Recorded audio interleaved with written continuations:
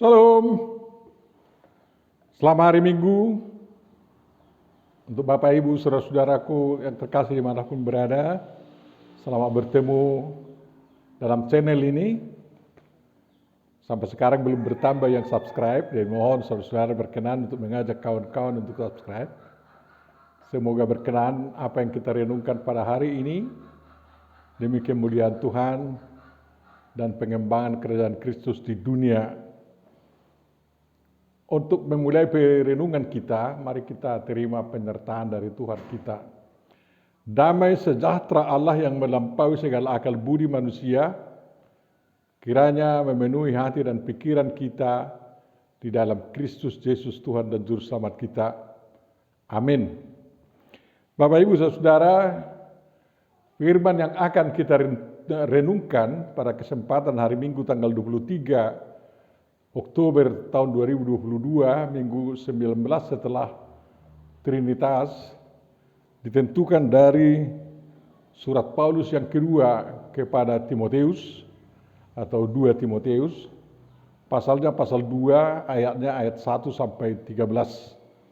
Marilah kita baca apa yang dikatakan Paulus dalam bagian suratnya tersebut. Sebab itu, hai anakku, jadilah kuat oleh kasih karunia dalam Kristus Yesus.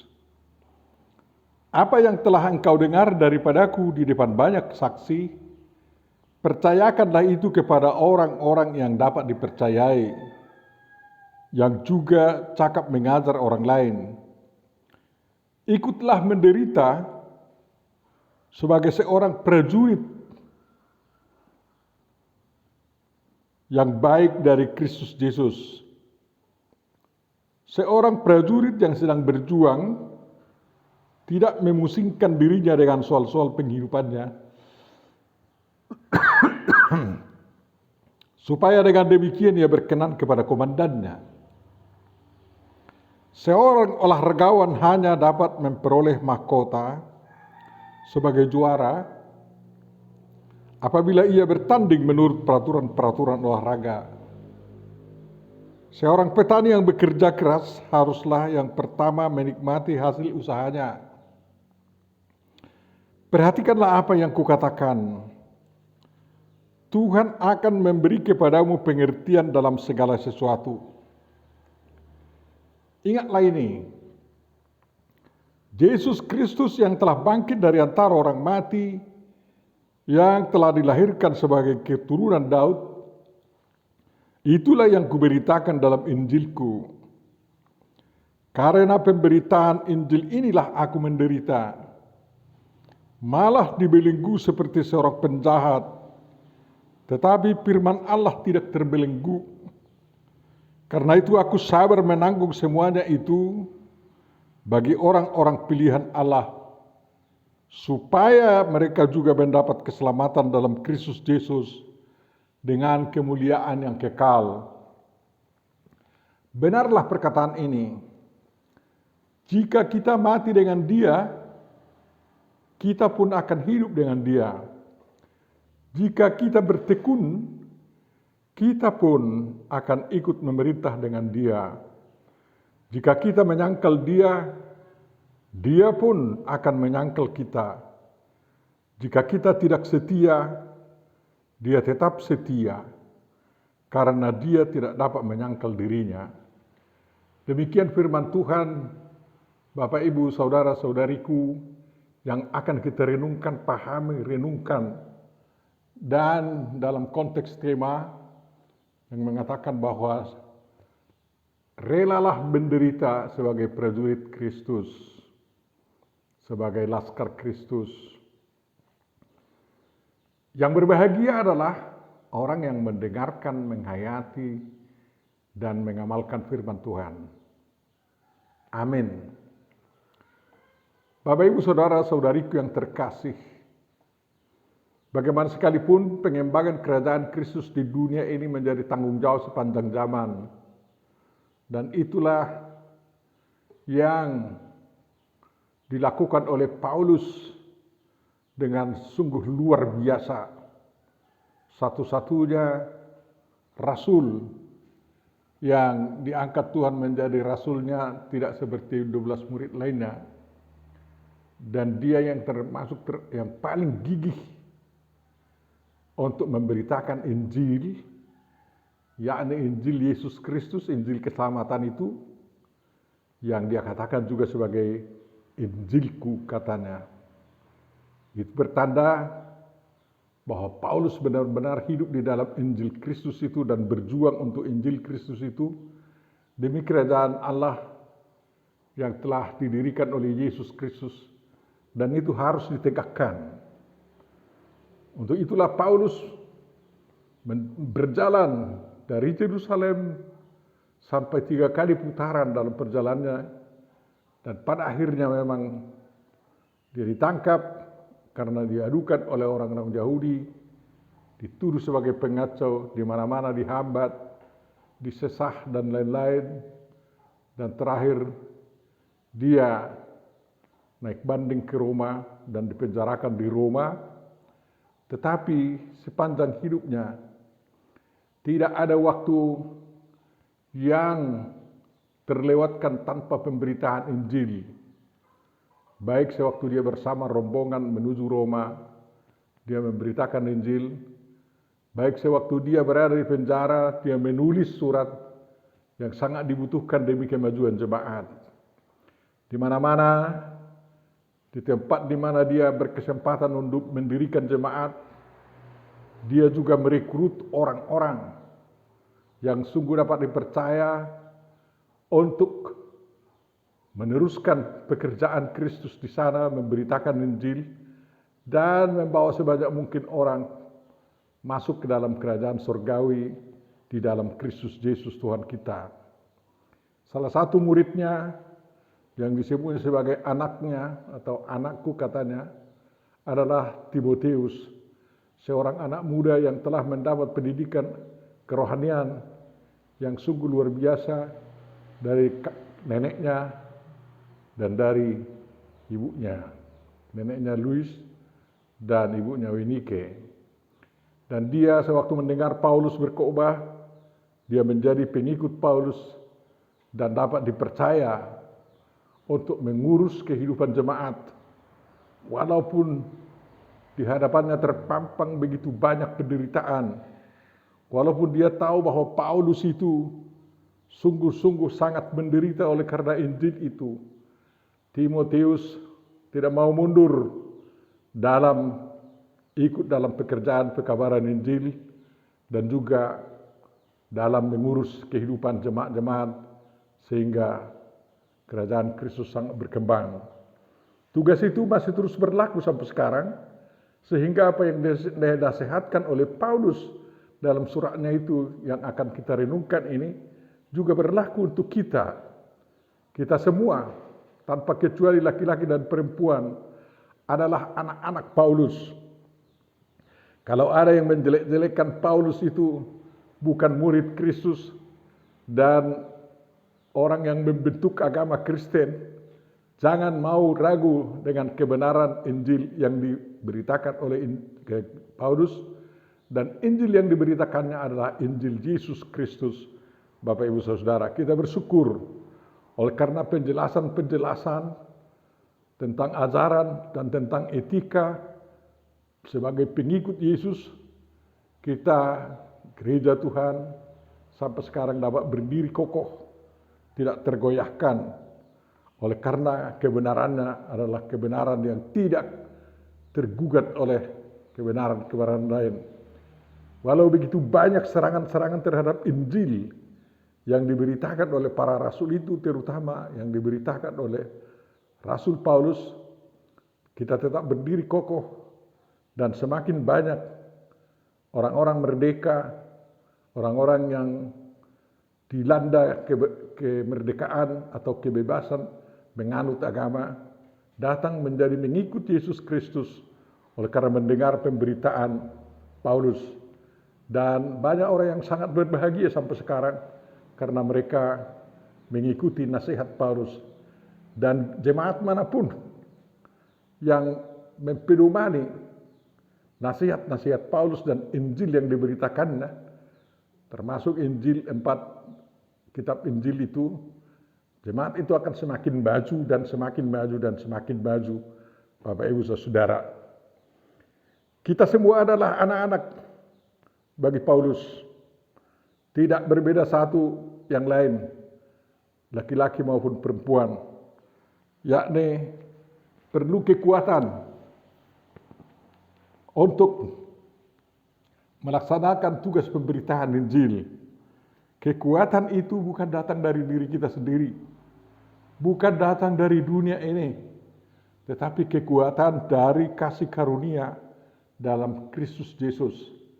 Anugerah ini, grace ini, itulah yang memperkuat kita bahwa kita telah dianugerahi kehidupan yang baru, dan kehidupan ini bukan hanya di bumi ini, tetapi juga akan dinikmati di surga, buahnya juga akan di surga dinikmati, dan juga demi perjuangan iman itu, hasil-hasil karya kita harus dapat dinikmati oleh generasi-generasi yang akan datang.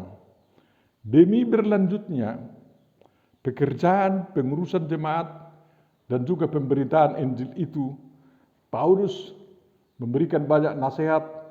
Salah satu nasihat yang singkat, yang sangat padat kalimat demi kalimat, dapat kita dengar tadi dari perikop yang akan menjadi perikop renungan kita. Kasih karunia itu sangat besar. Kita diselamatkan oleh kasih karunia, bukan oleh karena perbuatan baik. Itu yang mendorong kita untuk terus memberikan jawaban syukur kita karena kita telah diselamatkan oleh Tuhan di dalam Kristus Yesus yang bangkit, yakni Yesus Kristus dari keturunan Daud itu. Dan seperti dia menderita, kita pun rela menderita demi keselamatan yang telah dianugerahkan oleh Tuhan kepada kita. Bapak Ibu Saudara, Paulus yang sedang berada di penjara melihat bahwa mungkin hidupnya tidak akan lama lagi karena ancaman dari Kaisar Nero yang menuduh dia sebagai penggerak yang membuat kota Roma terbakar, dan orang Kristen katanya yang membakar kota Roma sehingga diburon semua. Dan hukuman mati bukan hanya hukuman pancung, tetapi hukuman salib juga sebagai hukuman yang biasa dikenal di kerajaan Romawi yang masih animisme tersebut, penyembah dewa-dewa itu. Bapak Ibu Saudara, makanya estafet daripada iman kebenaran yang diterima Timotius dari Paulus itu harus disampaikan kepada orang-orang yang dapat dipercaya, bukan orang-orang yang membelok-belokkan Injil yang diberitakan itu. Banyak pemberita Injil, mulai dari dulu sampai sekarang, yang membelok-belokkan berita tentang keselamatan atau tentang Yesus Kristus. Sampai sekarang Bapak Ibu Saudara ada lebih dari 1,5 miliar manusia yang berhasil dibelok-belokkan pemberitaan Injil bagi mereka, tidak seperti tertulis dalam kitab suci kita, melainkan oleh karangan-karangan mereka, oleh rekayasa pikiran mereka, Bapak Ibu Saudara. Makanya tugas menyampaikan apa yang kita percayai dengan benar itu, untuk menyampaikan kepercayaan yang benar itu harus disampaikan kepada orang yang benar-benar dipercaya, yang kalaupun kita tidak ada bersama dia, dia akan dapat meneruskan pekerjaan itu, Bapak Ibu Saudaraku yang terkasih.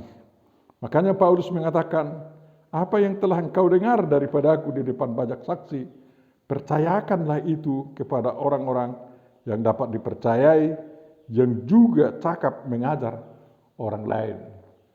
Cakap mengajar orang lain adalah keahlian yang khusus demi pemberitaan Injil, bukan hanya untuk guru yang profesional seperti sekarang ini. Setiap pekerja yang ada di jemaat harus cakap mengajar, dan kita harus merekrut orang-orang, mendidik orang-orang yang cakap mengajar, yakni mengajarkan kebenaran Kristus anugerah Kristus, keselamatan yang sola gratia itu, dan yang membebaskan orang dari belenggu dosa tersebut. Bapak Ibu saudaraku, itu demi masa depan kekristenan kita. Makanya jangan heran apabila setiap denominasi gereja mengadakan recruiting untuk meneruskan pekerjaan pemberitaan Injil.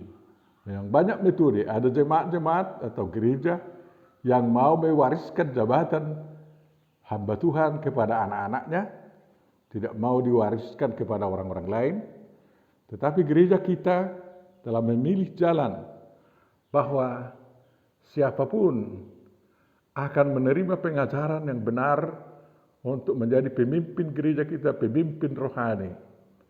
Jadi tidak hanya keturunan dari seseorang. Karena apa? Kerajaan Kristuslah yang kita urus, bukan kerajaan pendeta, kan kayak gitu. Jadi gereja kita sudah berjalan di jalan yang benar seperti dinasihatkan oleh Paulus, Bapak Ibu Saudara. Mudah-mudahan semakin banyak nanti orang dari suku-suku yang beraneka ragam mau menjadi pemberita Injil yang akan diutus oleh huria kita ke seluruh dunia, dan kita akan kuat dalam melakukan tugas itu, Bapak Ibu Saudara. Kita sambutlah, kita mohonlah kekuatan dari Tuhan kita. Dan untuk itu memang bukan kita mau bersenang-senang mengikut Kristus, tetapi seperti Paulus, seperti Tuhan Yesus, kita harus rela ikut menderita. Ikut menderita, Bapak Ibu Saudara. Ada 3 contoh yang diberikan oleh Paulus di sini sebagai orang yang ikut menderita demi pengembangan kerajaan Kristus yang ada di dunia ini. yakni seorang prajurit, seorang laskar. Kita tahu setiap negara punya tentara dan semuanya dikatakan sebagai prajurit. Dari brigadir atau kopral sampai jenderal semuanya disebut prajurit. Sehingga yang dikenal di kalangan tentara kita misalnya adalah sumpah prajurit, bukan sumpah jenderal atau sumpah kolonel. Sumpah prajurit sama semua sumpah mereka. Sumpahnya setia kepada negara, setia kepada Pancasila. Bapak Ibu Saudara. Jadi kalau kita sebagai prajurit Kristus, janji kita bukan hanya setia dalam mengangkat senjata, tetapi setia sampai mati kepada Kristus, sang komandan kita, sang jenderal kita. Itulah pemimpin utama dari korps prajurit Kristus yang ada di gereja kita bersama-sama dengan yang ada di gereja yang lain. Tentu saja prajurit yang setia tidak mementingkan diri sendiri dan tidak menonjol-nonjolkan apa kebutuhan kehidupannya. Sang jenderal atau komandannya yang memperhatikan itu. Sama seperti Bapak Presiden kita, Insinyur Joko Widodo, memikirkan apa yang dibutuhkan oleh para prajurit Indonesia yang ada di hutan, yang ada di kota, dan semua bertugas untuk bela negara, untuk memajukan Indonesia. Demikian prajurit Kristus, Bapak Ibu Saudara, dimanapun kita berada, kita tetap setia kepada sumpah kita, bahwa kita percaya kepada Allah Bapa, kepada Allah Anak, dan kepada Yesus Kristus, dan membela kebenaran Kristus itu sampai napas kita yang terakhir, Bapak Ibu Saudara. Tentu saja, apa yang dikatakan dengan contoh ini, Paulus menginginkan Timotius harus berprestasi dalam kerajaan Allah, kerajaan surgawi yang ada di dunia ini, yang sedang dikembangkan oleh Paulus bersama kawan-kawan semua, termasuk untuk itu Timotius terpanggil. Jadi harus ada prestasi, bukan?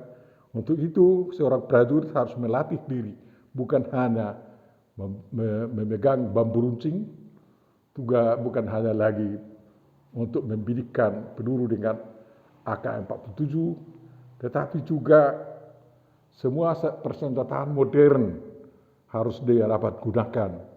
Tetapi dalam Alkitab kita diterangkan ada baju perlengkapan prajurit Kristus, yaitu apa? Roh Allah atau firman Tuhan sebagai pedang, ya, yang bisa memisah otak kecil dan otak besar. Dan Bapak Ibu Saudara, ada baju jirah, ada kebenaran, ada sepatu kerelaan yang berjalan terus, dan ada ketopong itu yang benar-benar menjunjung tinggi Kristus. Dan semuanya ada memang lembing di tangan, tetapi bukan asal digunakan. Jadi diri dilengkapi, tetapi yang terutama harus tahu perjuangannya, ke arah mana, dan apa yang harus dimenangkan.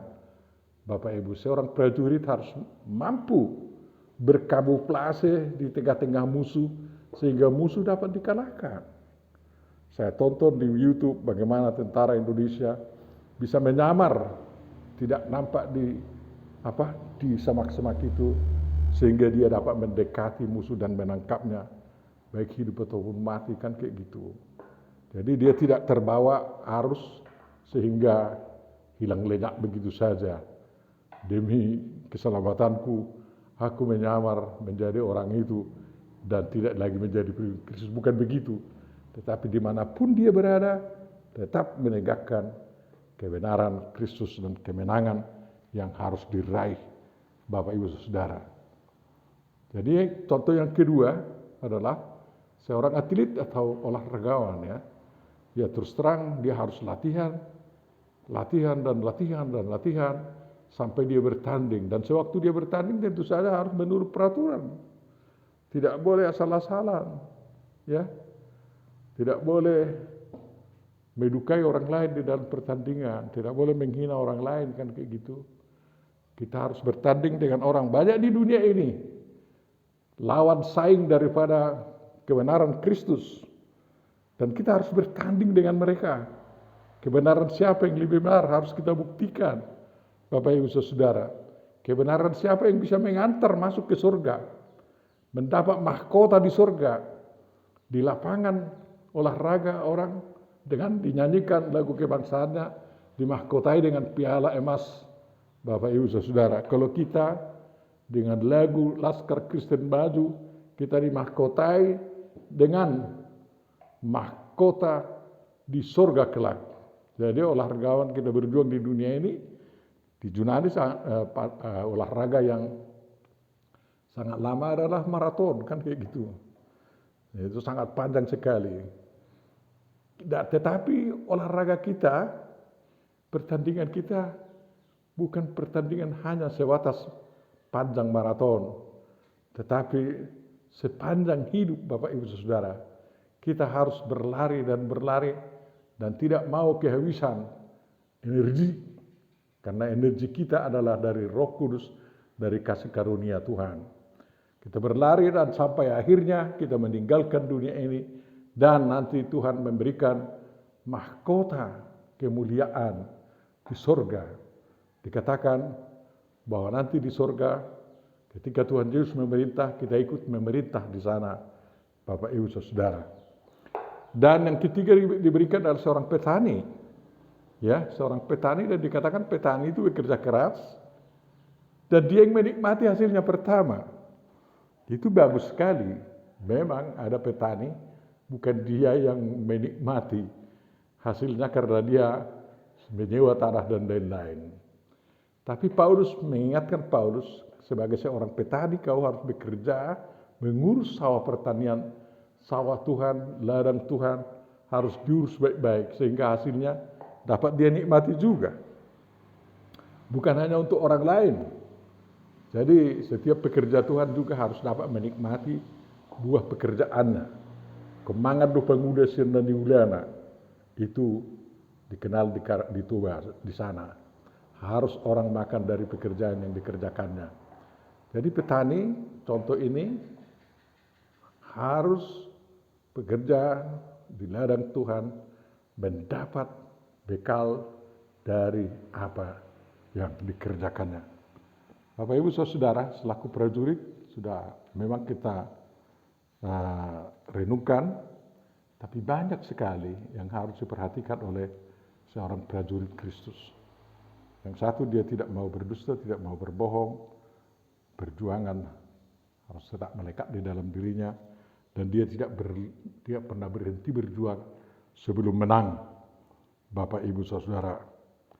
Dan tentu saja banyak prajurit yang tidak mengerti mengapa dia menjadi prajurit, apa yang harus diperjuangkan. Tidak begitu prajurit Indonesia, tidak begitu prajurit Tuhan atau prajurit Kristus. Dia mengerti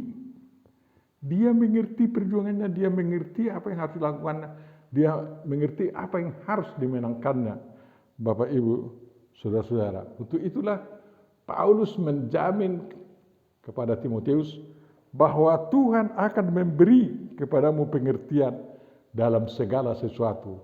Ini tidak tanggung-tanggung, bukan dalam hal Injil saja, tetapi memberi pengertian, wisdom, atau hokmah, atau hikmat, untuk mengerti segala sesuatu, untuk mengerti kehidupan dan situasi yang terjadi di dunia ini, untuk mengerti filsafat-filsafat yang dapat menyesatkan manusia, untuk mengerti agama-agama yang lain sehingga agama Kristen atau ajaran Kristus dapat menjawab mereka, dan setelah jawaban itu diberikan, mereka menjadi pengikut Yesus Kristus. Karena memang prajurit dan laskar-laskar Kristus mampu mengajar mereka untuk hidup benar, menganut ajaran yang benar, dan menuju masa depan yang benar, Bapak Ibu Saudara. Itulah tugas kita sekarang ini juga, ya. Jadi jangan seperti orang lain, kita tahu membaca kitab suci tapi tidak kita mengerti. Ya. Walaupun kita sedikit kita baca kitab suci itu, tapi kita pahami dari awal sampai akhir. Karena apa? Yang diambil dari tengah pun bisa ditarik kepada awal dan kepada akhir dari kitab suci kita. Jadi kita tidak dianjurkan hanya menghafal secara hurufiah firman-firman yang ada dalam kitab suci, tetapi kita harus mampu menguraikannya, mampu menerapkannya, mampu merelevansikannya dalam kehidupan kita, dan membuat firman Tuhan yang disampaikan 2000 tahun yang lalu itu kontekstual di zaman sekarang, Bapak Ibu Saudara. Untuk itulah kita harus pegang pusat pemberitaan kita, yakni apa? Pusat pekerjaan kita itu adalah Yesus Kristus yang telah bangkit dari antara orang mati, yang telah dilahirkan dari keturunan Daud, dan itulah yang diberitakan melalui kata dan perbuatan. Dan dengan demikian, Bapak Ibu Saudara, berkembangnya kerajaan Allah di dunia atau kerajaan Kristus, kerajaan surgawi yang telah dimulai oleh Yesus Kristus, akan nampak dengan jelas di dunia ini. Kita harus mau menderita untuk itu seperti Paulus. Paulus mau menderita, bahkan dituduh sebagai penjahat. Tidak ubahnya seperti Yesus Kristus. Dia dituduh sebagai penjahat agama, penjahat terhadap pemerintah, dan pelanggar istiadat budaya, tetapi bukan tidak beralasan Yesus mengkritik pemerintah, bukan tidak beralasan Yesus mengkritik tokoh-tokoh agama waktu itu, bukan tidak beralasan bahwa Yesus mengkritik budaya-budaya. Itu semua dilakukan oleh Yesus demi keselamatan yang datang, yang dia bawa ke dunia ini. Kita pun demikian, ya. Dan perlawanan dunia oleh karena sikap kita sedemikian itu sangat hebat. Kita dituduh menjadi perusak budaya, perusak agama, perusak tatanan sosial, dan bahkan dianggap pemberontak terhadap pemerintah yang sah. Tetapi kita mau mundur, tidak mau mundur. Kalau memang kita lihat ada penyelewengan di dalam kehidupan bernegara kita, di dalam kehidupan berbudaya kita, dalam kehidupan beragama kita. Tetapi terus terang memang metode kita harus kita sesuaikan agar jangan frontal. Kita harus berhikmat untuk menyampaikan apa kebenaran itu, dan walaupun risikonya memang dituduh sebagai penjahat pengacau, kita tidak perlu takut akan hal itu. Berbahagialah orang yang dipenjarakan oleh karena kebenaran Kristus, kan kayak gitu. Itu orang yang menyangkal Kristus biasanya adem-adem begitu saja, dan kalau Yesus nanti di hari terakhir adem-adem begitu saja, tidak peduli terhadap kita, kan karena kita tidak peduli sama dia. Perjuangan itu memang keras dan penderitaan oleh karenanya sungguh sangat berat, tetapi Paulus sudah memberi contoh kepada kita. Dia rela untuk itu. Demi apa? Demi keselamatan orang lain. Bukan demi keselamatan rohnya, keselamatan jiwanya, tetapi keselamatan orang lain, keselamatan dunia ini. Kita bukan konyol untuk itu. Bapak Ibu Saudara, seorang pengacara sekarang, Alvin Lim, sedang dipenjarakan oleh karena meneriakkan kebenaran-kebenaran. Itu masih belum seberapa penderitaannya. Atau si Katse itu dipenjarakan, dibeli, dipenjara dan lain-lain. Ada orang narapidana juga yang menghukum dia. Hanya oleh karena Kristus, Bapak Ibu Saudara. Dan dia bangga, saya rela, saya ikut menderita demi Kristus. Dan apabila kita penderitaan kita hanya untuk kebaikan-kebaikan orang lain, itu sangat membanggakan, Bapak Ibu Saudaraku yang terkasih. Memang apa yang dikatakan Paulus itu, bahwa kita mati dengan dia maka kita hidup dengan dia. Kita hidup dengan dia maka kita mati dengan dia. Jangan setengah-setengah. Kita cari Kristus demi kehidupan. Dan kita cari kehidupan di dalam Kristus, Bapak Ibu Saudara. Kalau kita bertekun, memang dia bertekun sampai akhir, ya. Firman Tuhan mengatakan bahwa mahkota kehidupan itu akan diberikan kepada kita bagi setiap orang yang setia sampai akhir. Setia, setialah, setia sampai akhir, kan kayak gitu. Jadi apa mahkota kita? Turut memerintah bersama Kristus, kan kayak gitu. Itulah pangkat yang sangat luar biasa yang dianugerahkan oleh Tuhan sama kita. Kalau kita setia, Tuhan tetap setia. Mengapa Tuhan tetap setia kalau kita tidak setia sama dia? Dia berhak menuntut kita di kapanpun sampai hari penghakiman. Kalau kita tidak setia, kau yang tidak setia kepada saya, mari sini, kutempelin kau, katanya. Dilemparkanlah kita ke neraka, kan kayak gitu. Jadi Tuhan tidak pernah tidak setia kepada orang yang sudah pernah mendengar firman-Nya, dan kesetiaan Tuhan memanggil setiap orang yang tidak setia itu kembali ke jalan yang benar, Bapak Ibu Saudara. Itulah kehidupan kita karena Tuhan setia, tidak selalu murka, ya. Walaupun kita kadang-kadang salah, Tuhan tidak murka kepada kita. Kiranya Tuhan memberkati kita semua. Masih terbuka jalan untuk kembali bagi orang-orang yang menyangkal Tuhan, bagi orang-orang yang sudah membelakangi Tuhan. Bertobatlah demi keselamatan, demi kerajaan, dan demi kebenaran yang engkau cita-citakan juga. Amin, mari kita berdoa. Terima kasih Tuhan atas firman yang telah kau berikan kepada kami. Kuatkan kami bisa hidup sesuai dengan firman-Mu tersebut. Amin.